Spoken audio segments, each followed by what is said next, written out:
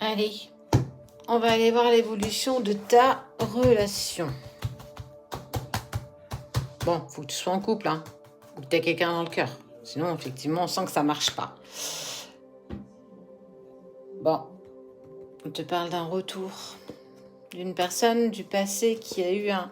Alors, pour le coup, qui a eu un vrai coup de foudre, mais avec qui il y a eu une véritable dispute. En fait, cet espace vous a été nécessaire pour comprendre ce que vous ressentiez l'un pour l'autre. Bon, on est encore sur quelque chose d'assez compliqué quand même, hein.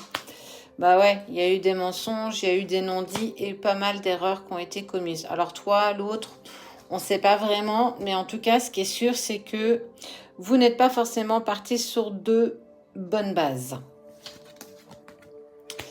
Ça a mis entre vous beaucoup de distance et beaucoup de silence. Il y a eu beaucoup d'incompréhension. Je pense que certainement vos mots ont dépassé vos pensées et que vous vous êtes fait mutuellement beaucoup de mal sur ce que vous avez dit.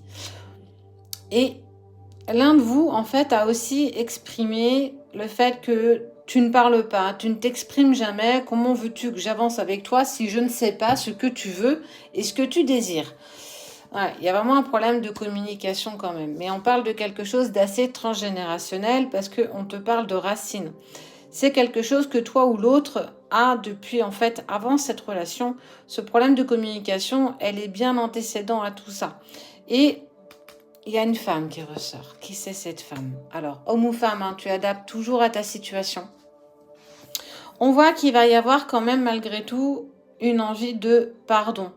Je vais venir vers toi pour te demander pardon parce que tu es toujours dans ses pensées. Hein. Oui, où il est toujours dans les tiennes. Regarde, putain, je trouve ça trop beau.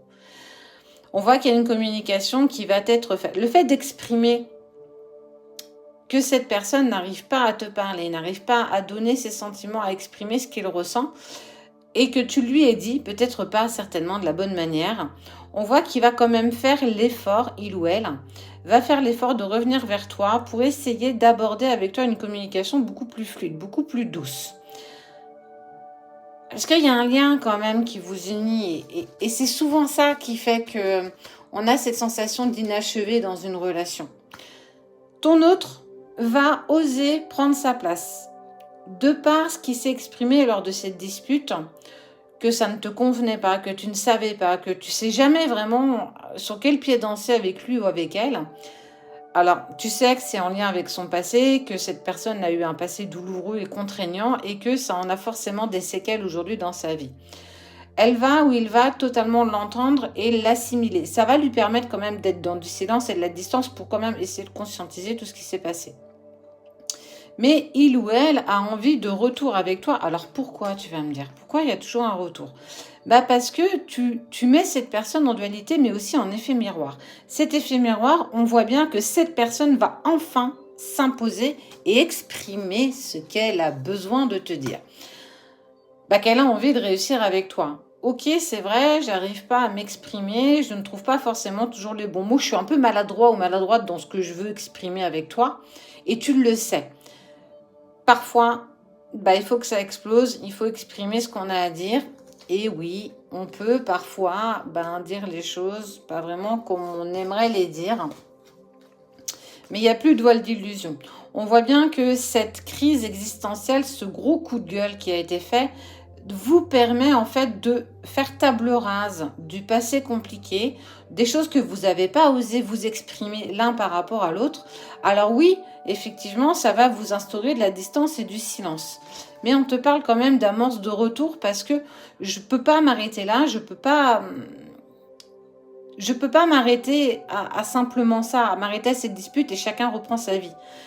La personne de ton cœur va totalement prendre conscience que si elle ne modifie pas sa façon de communiquer avec toi, tout est perdu. Et elle n'a pas envie de te perdre. Elle a envie de réussir avec toi.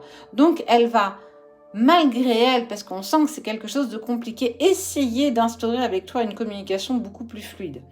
Et on voit que, on sent que tu vas être agréablement surpris ou surprise parce que tu ne pensais pas que ce soit quelque chose qu'il était capable de faire ou de mettre en action. En gros, tes espoirs n'étaient plus là et que tu savais qu'en t'exprimant à ce moment-là, en lui disant tout ce que tu avais sur le cœur, de bien et de moins bien, ça allait certainement dissoudre votre union. Mais en fait, on ne te dit pas du tout, c'est la plus belle chose qui puisse vous arriver, parce que ça permet à l'autre de comprendre que oui, j'ai déconné, et oui, je dois un peu mieux m'exprimer par rapport à nous, parce que notre couple en vaut clairement la chandelle.